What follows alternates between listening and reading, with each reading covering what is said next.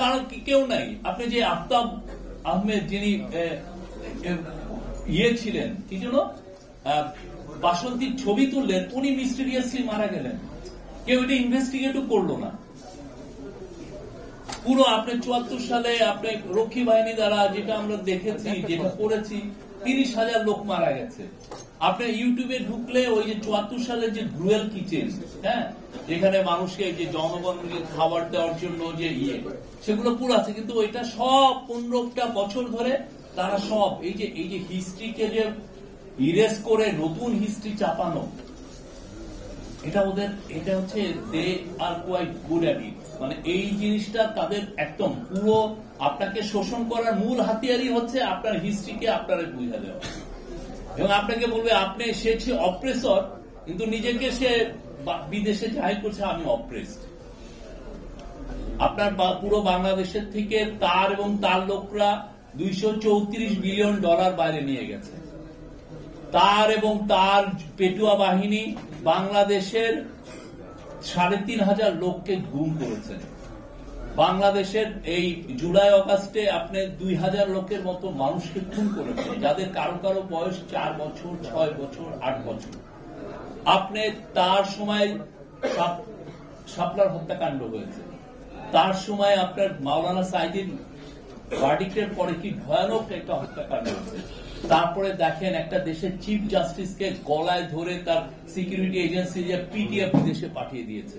আবার ওনারা বলতেন আমাদের জুডিশিয়ারি ইন্ডিপেন্ডেন্ট। একটা দেশের চিফ জাস্টিসকে যদি এটা হয়, তাহলে কোন জাস্টিসের আপনি মনে করেন যে তার ইন্ডিপেন্ডেন্স আছে? কিছু ছিল আপনার? এবং যে যখনই একটা ভালো মানে বিএনপির এক লিডারের এখন সম্ভাবনা হয়েছে যে উনি বের হবেন, আমরা শুনেছি যে তাকে এখন জামিন দিতে বাধ্য, এটাও আমরা শুনেছি যে তখন জাজের রুমে সিকিউরিটি এজেন্সি লোক পাঠিয়ে দেওয়া হতো। এবং এটা তো না, তাতে এক্সট্রা জুডিশিয়াল কিলিং হয়েছে ৩,০০০। এবং বাংলাদেশে এই জিনিসটা কেউ বলেন না, এই জিনিসটা কিন্তু ভয়াবহ। আপনি ৬০-৭০ লক্ষ অপোজিশন অ্যাক্টিভিস্টের লাইভ আপনি হেল্প করে দিয়েছেন, কারো ১০টা, কারো ২০টা, রিজভী ভাই বোধহয় একাই ৩০০টা কেস। আপনি তাদের লাইফ আপনি শেষ, তাদের ছেলেমেয়েরা কোনো চাকরি পায় নাই। তারা যদি চুপি সারে কোনোভাবে একটা ধরনের একটা কনস্টেবলেরও চাকরি পেয়ে গেছে, সেটাও জানাজানি হয়ে গেছে যে না, উনি বিএনপি পরিবারেও চাকরি দেওয়া যাবে না। কি ভয়াবহ একটা সময়। কিন্তু তারা টোটালটা, তাদের পুরো অ্যাটেম্পটা হচ্ছে যে এটাকে আমি উল্টিয়ে দিব, দিয়ে আমার ন্যারেটিভ আনবো। এই ন্যারেটিভের এগেনস্টে এই গ্রাফিতির বই খুব ইম্পর্টেন্ট।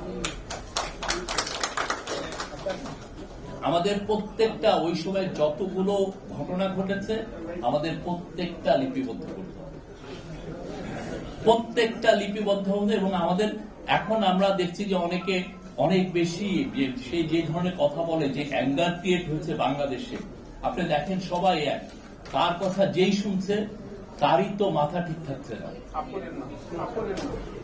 ঠিক না? তো আমরা তারপর সবাইকে প্রফেসর ইউনূস আহ্বান জানিয়েছেন, শান্ত হন। আমাদের কাজটা হচ্ছে আমরা রিসার্চের মাধ্যমে কি ভয়াবহ ১৫টা বছর ছিল সেটা সবাইকে জানাবো। প্রত্যেকটা ক্যাম্পাসে সেমিনার করব, প্রত্যেকটা দেয়ালে দেয়ালে সে যে অন্যায় অবিচার করেছে সেটা আমরা লিখে রাখবো, যাতে বাংলাদেশে এই পতিত স্বৈরাচার এবং তার সাঙ্গপাঙ্গ জীবনেও যাতে না ফিরে আসতে পারে।